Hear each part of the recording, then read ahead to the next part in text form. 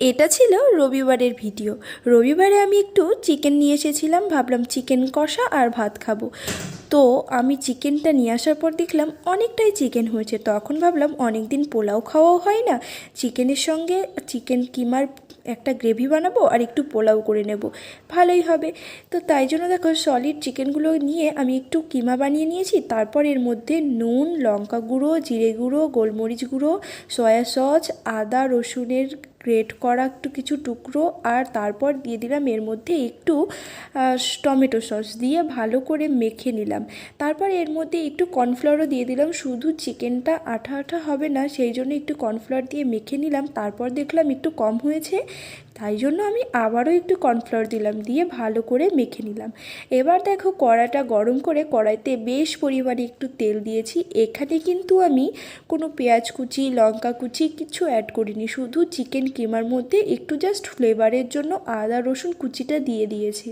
তারপর দেখো এগুলো কিন্তু আমি বল বল শেপ দিয়ে খুব সুন্দর করে ভেজে নেব উল্টে পাল্টে।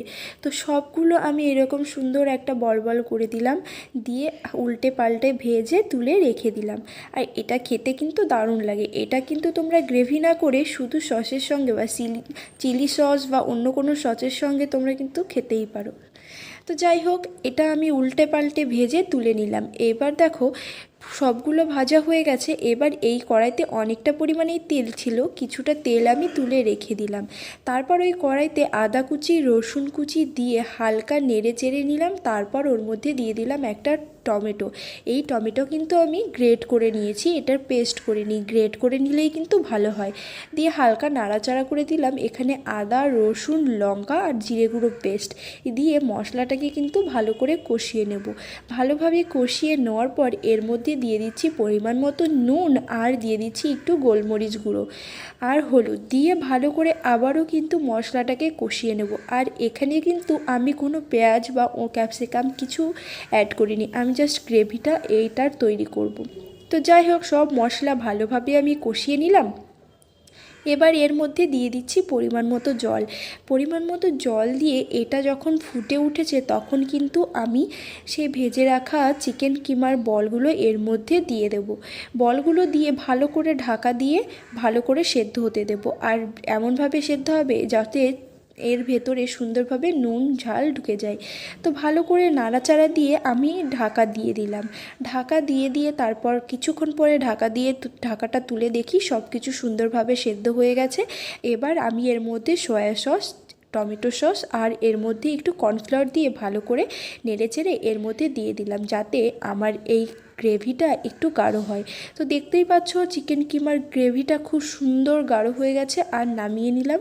দেখতে যতটা সুন্দর হয়েছে খেতেও কিন্তু ততটাই স্বাদ হয়েছে। ও হ্যাঁ, এর মধ্যে কিন্তু আমি একটু চিনিও দিয়েছিলাম, যেটা তোমাদেরকে দেখাতে পারিনি। তারপর দেখো এবার করব পোলাও। তো পোলাওয়ের জন্য এখানে আমি বোধহয় 200 গ্রাম মতো চাল ছিল, সেই চালটাকে ভালো করে ধুয়ে আমি পরিষ্কার করে একটা প্লেটের মধ্যে শুকানোর জন্য রেখে দিলাম। তারপর চালটা ভালোই ঝরঝরে হয়ে গেছে। এবার এর মধ্যে আমি ঘি দিয়ে ভালো করে মেখে নেব। আর এটা কিন্তু পুরোটা ঘিতেই করব। ঘি দিলাম, তারপর একটু কালারের জন্য দিলাম হলুদ, তারপর পরিমাণ মতো নুন, আর এখানে দিয়ে দিচ্ছি অনেকটা পরিমাণে চিনি। যেহেতু পোলাওটা মিষ্টি মিষ্টি না হলে খেতে ভালো লাগবে না, সেই জন্য কিন্তু আমি এখানে অনেকটা পরিমাণে চিনি দিয়েছি।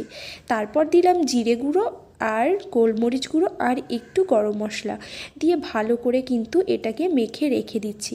তারপর মাখা হয়ে গেছে। এবার কড়াইতে আমি আবারও ঘি দিয়ে দিলাম, দিয়ে ঘিটা ভালোভাবে গরম হয়ে যাওয়াতে এর মধ্যে দিলাম তেজপাতা, এলাচ, দারচিনি আর লবঙ্গ। ভালো করে নেড়ে চেড়ে নিয়ে এবার কিন্তু মাখিয়ে রাখা গোবিন্দভোগ চালটা এর মধ্যে আমি দিয়ে দেব। দিয়ে ভালো করে নেড়ে চেড়ে নিয়ে একটু ভাজা ভাজা হতেই আমি এর মধ্যে দিয়ে দেব পরিমাণ মতো জল। পোলাওতে কিন্তু পরিমাণ মতো জল না দিলে ঘেটে যায়। আমি কিন্তু আমার আন্দাজ মতোই জল দিয়েছি। এর আগে আমি একদিন পোলাও করেছিলাম, সেভাবে করা হয়নি, আজকেও কিন্তু আমার আন্দাজ মতো দিলাম। তারপর দেখো মাঝখানে আমি ঢাকনাটা তুলে আবারও একটু নাড়াচাড়া করে দিলাম যাতে নিচে না লেগে যায়। তারপর দেখো আমার পোলাও রেডি। পোলাওর সঙ্গে ছিল চিকেন কিমার বলের গ্রেভি আর চিকেন কষা। তো ভিডিওটা কেমন লাগলো অবশ্যই কিন্তু কমেন্ট করে জানিয়ে, ভালো লাগলে লাইক করো, শেয়ার করো, আর প্লিজ ফলো করে